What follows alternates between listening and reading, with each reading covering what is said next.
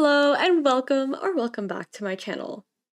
Today we're going to be comparing and analyzing the battle UI changes in Xenoblade X and Xenoblade X Definitive Edition. This video will only focus on the battle UI and not the mechanics. There's a lot to cover, so I'll try my best to talk about all the major changes. Overall, they really cleaned up the UI, increased the size of the text, and also increased the size of the icons. I'll definitely be making more Xenoblade videos, so subscribe to stay tuned. Also, check out my Twitch and join Xeno Astroland to stay in touch for all things Xenoblade. Before we start comparing and analyzing, let's do a very quick breakdown of the new battle UI. So first off, here we have our B prompt. Next, we have our party member list. Xenoblade X has a maximum of 4 active party members in battle. And here's your amount of TP. In the middle, we have Overdrive. I'll explain this later. You need 3000 TP for Overdrive. Here we have the list of arts. Over here you can see which part of the enemy that you're hitting.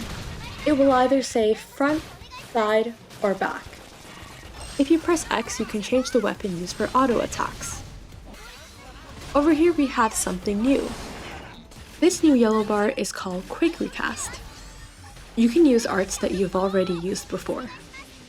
Over here we have soul voices that connect arts between characters. Again, I won't be going into great detail in this video. And here is our soul stage bar. Now that we have that out of the way, let's start actually comparing and analyzing. Now here's the new UI, and here's the original one. Let's start off by comparing the party member list. Here's the new party member list, and here's the original one. Here are the two side by side. As you can see, they really cleaned up the UI. The old one could be pretty confusing. The character icons in the new one look a lot bigger and a lot better. They also cut off the corners of the character portraits and added a gray shadow behind them. They moved the level to right under the name. In the original, the level was all the way over here, which was pretty confusing. Over here is the HP bar. They changed the color to a light blue and added a white animation bar. Before, it was a dark blue, and it was even darker when your HP was full. Looks like they also took out all the Skell and class information, but they did leave the Skell fuel on the side over here. There's also a little icon that shows when a character is in Overdrive. I think they really cleaned this up. Next up, we're going to be comparing the arts list. Here is the new arts list, and here's the old one. Here's the two right next to each other. As you can see, they increased the size of the arts list, and the Overdrive symbol is also a lot bigger. They took out this bar over here where you could see the HP and the TP. I suppose they took it out because it's pretty redundant since we also have it up here. They moved the morale level from up here to down here, and they renamed it to Soul Stage. I think this looks a lot cleaner. In the original, we were able to see which side of the enemy we were facing, along with top, middle, or bottom. Now they've just simplified this to front, back, and side. The battle menu had a black banner with a red plus symbol. Now they got rid of the banner and changed the plus symbol to a white one. They've changed the weapon icon. As you can see, in the original it was a square, and now it's a circle. They've also changed the outline of the arts. If you look really closely, you can see that the ones with the diagonal slash are a sword art, and the ones with the cross symbol are for ranged attacks. I think that's really good because a lot of people tend to struggle with knowing which arts are associated with which weapon. Now let's take a look at it when you're in Overdrive. Here's what it looks like in the new one, and here's what it looked like in the original. Now let's put them side by side. The first thing that I'll point out is that they've changed the number in the middle of the Overdrive counter.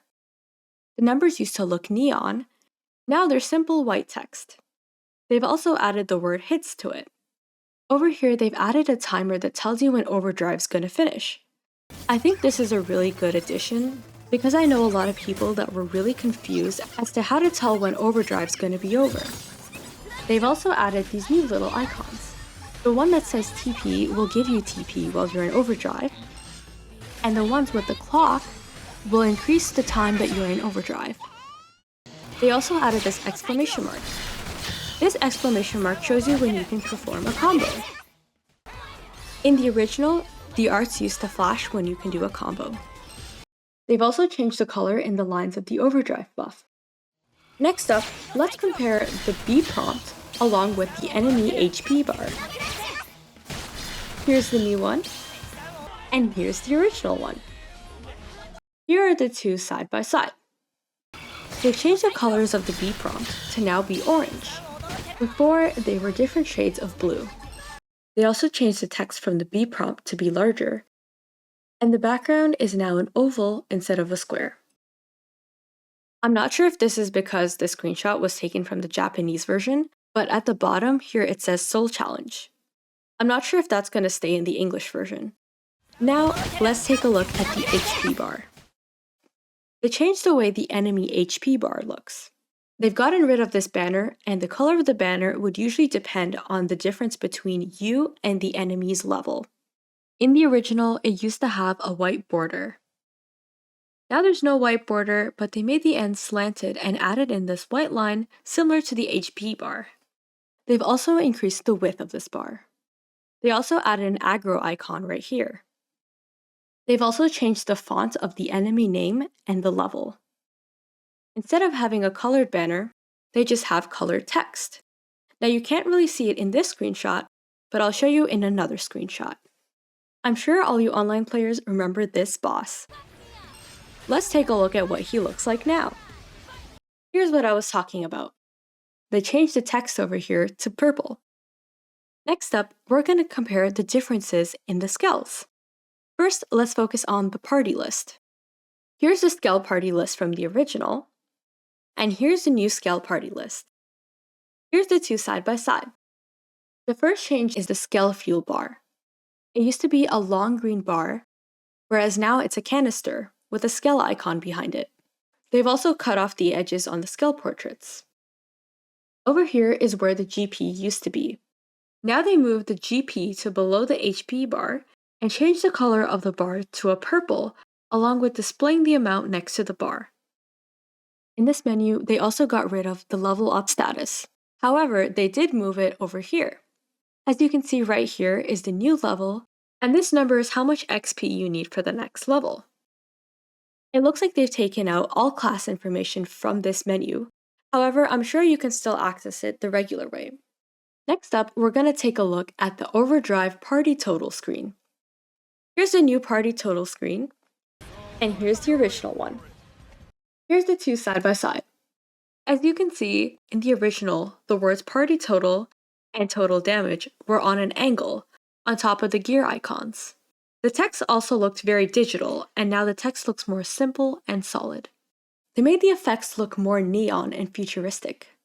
They moved the word total up here, and the word party total down here. And they also added character icons of who was in overdrive during this party total. Let's take a look at the mini-map and the time changes. Let's put the two side by side. The terrain on the map was a bit greenish, and now it's more bluish. The pointer on the mini-map is now light blue. They also changed the green dots to green exclamation marks. They changed the quest map over here. They moved it to the bottom and made it more opaque. They also changed the layout. The outline of the minimap used to have a thicker border, and now it has these small lines that resemble a compass. Now you can't see the minimap in battle, only outside of battle, but maybe there is a button that toggles this on or off. They also added some more shortcuts. Next up, let's take a look at all the other changes on the UI. When you were outside of battle, this battle menu was blue. Now it's the same regardless if you're in battle or not.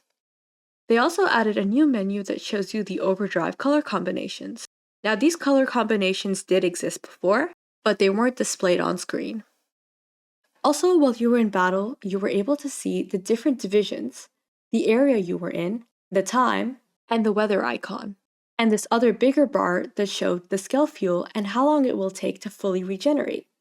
You can also see which quest you're working on. Now you can only see the exact time, location, and weather icon.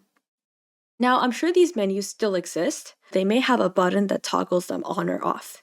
Overall, I'd say that they really cleaned up the UI and made it more friendly for all the new people that will be playing the game. If you like this video, drop a like and subscribe for more Xenoblade X content.